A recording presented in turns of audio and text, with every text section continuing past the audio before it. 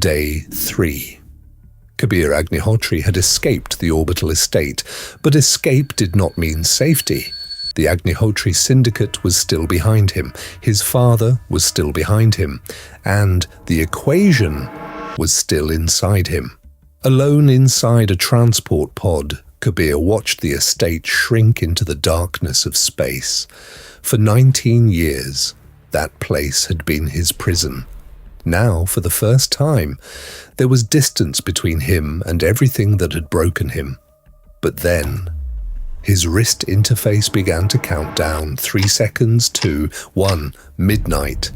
And the equation activated again. The display shattered into blue light. Prana surge. 100 million kilo units. The surge hit like a star collapsing inside his skull. Kabir's consciousness cracked under the pressure. Memories flashed through him. Laughter, mockery, his father's voice, Dev's shadow. 10 kilo unit, trash, failure, waste. But behind those memories, something impossible kept growing.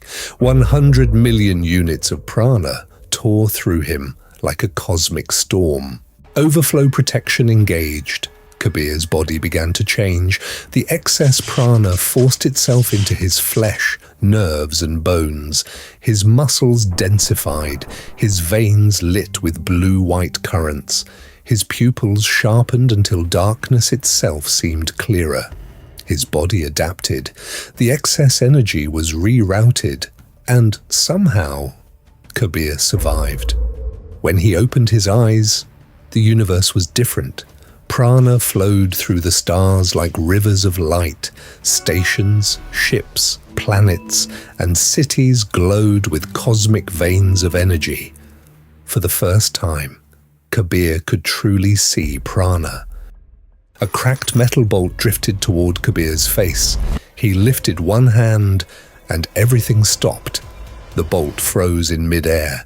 The pod itself bent around his will. Absolute territory, localized law override. Jupiter filled the sky. Orbiting the giant planet was Nalanda Interstellar Vidyapeeth, a city of sacred geometry, celestial bridges, cosmic libraries, and impossible towers. The one place beyond syndicate interference. Thousands of elite applicants flooded Nalanda's transport terminals.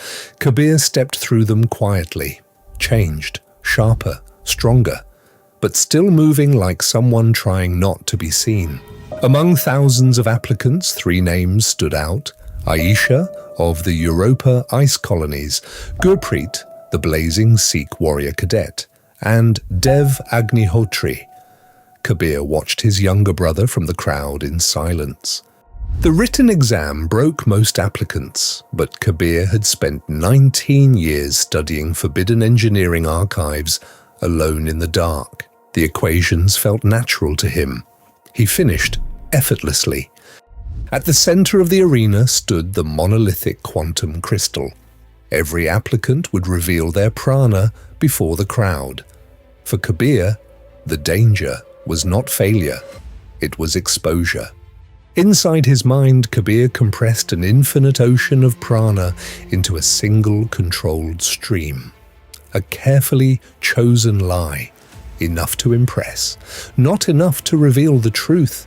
The crystal finalized its reading, 38,500 kilo units. The arena erupted in disbelief. Dev's smile collapsed into rage. But Kabir knew the number was meaningless compared to the truth. Dev unleashed a devastating cyclone slash. The quantum training drone split perfectly in half. The crowd roared in admiration. Dev had made his statement. Kabir entered the arena alone. No title, no legacy. Only 19 years of humiliation standing behind him like shadows. This time, he would not be ignored. Plasma, liquid ether, geomatter, atmospheric pressure, lightning. 5 fundamental forces orbited Kabir simultaneously. The arena fell silent. Kabir merged the 5 forces into a single unstable sphere. He flicked his wrist. The quantum drone vanished. No explosion, no debris. It simply ceased to exist.